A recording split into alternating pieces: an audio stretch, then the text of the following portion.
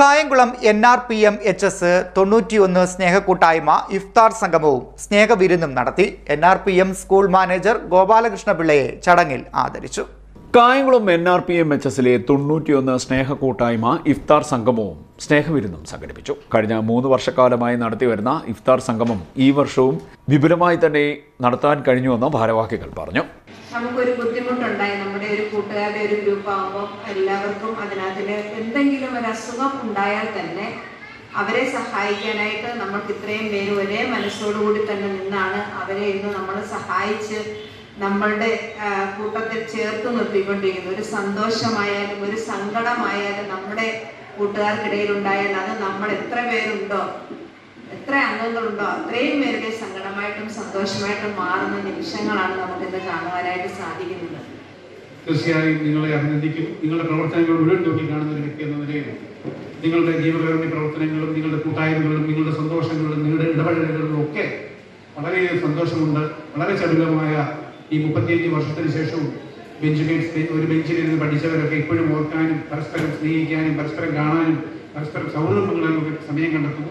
ഇതുപോലുള്ള പുണ്യപ്രവർത്തികളിൽ ആളുകളിൽ ലോകത്തെ ഏറ്റവും മഹത്തായ ഒരു ചടങ്ങ് എന്ന് പറയുന്നത് റംസാൻ തന്നെയാണ്.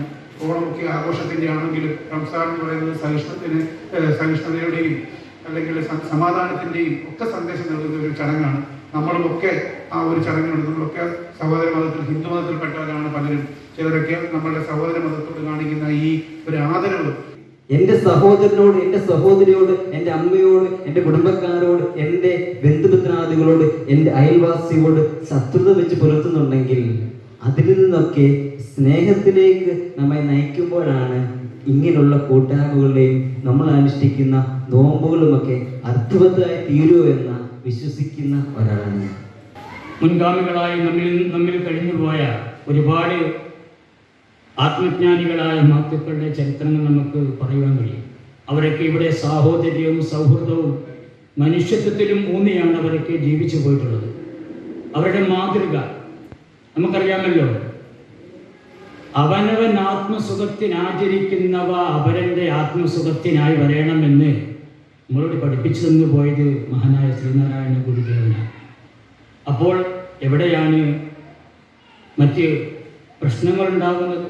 എൻ്റെ മുന്നിൽ നിൽക്കുന്ന വ്യക്തി ഞാൻ തന്നെയാണെന്നുള്ള തിരിച്ചറിവുണ്ടാകുമ്പോൾ അവനോടെങ്ങനെ പകയോടും വിദ്വേഷത്തോടും വെറുപ്പോടും ഒക്കെ പെരുമാറുവാൻ കഴിയും? ഒരിക്കലുമില്ല.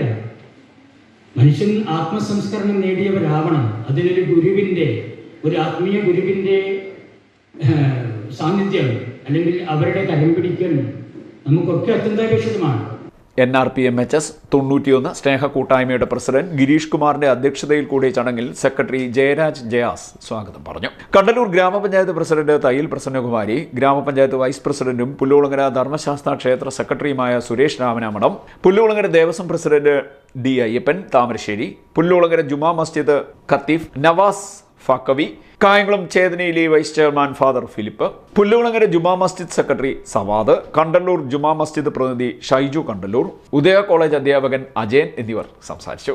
NRPM-HS സ്കൂൾ മാനേജർ ഗോപാലകൃഷ്ണപിള്ളയെ ചടങ്ങിൽ ആദരിച്ചു. CDNet news Kayamkulam.